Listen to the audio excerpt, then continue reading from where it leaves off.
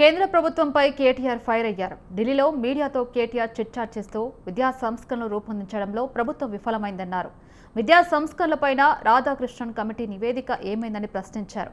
కాంగ్రెస్ వైఫల్యాలతో తెలంగాణ అభివృద్ధి కుంటుపడిందన్నారు.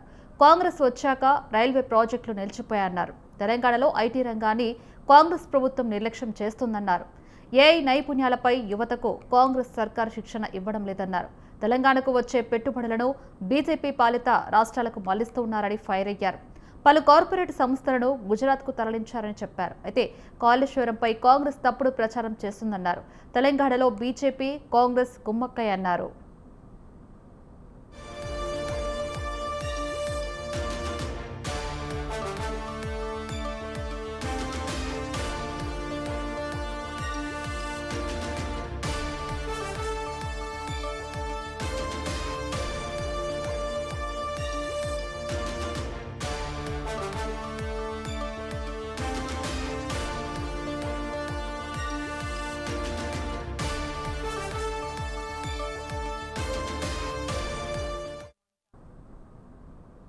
కేంద్ర ప్రభుత్వంపై కేటీఆర్ ఫైర్ అయ్యారు. ఢిల్లీలో మీడియాతో కేటీఆర్ చిట్చాట్ చేస్తూ విద్యా సంస్కరణలు రూపొందించడంలో ప్రభుత్వం విఫలమైందన్నారు.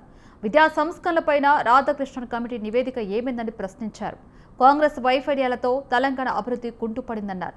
కాంగ్రెస్ వచ్చాక రైల్వే ప్రాజెక్టులు నిలిచిపోయాయని పేర్కొన్నారు. తెలంగాణలో ఐటీ రంగాన్ని కాంగ్రెస్ ప్రభుత్వం నిర్లక్ష్యం చేస్తుందని చెప్పారు. అయితే ఏఐ నైపుణ్యాలపై యువతకు కాంగ్రెస్ సర్కార్ శిక్షణ ఇవ్వడం లేదని అన్నారు.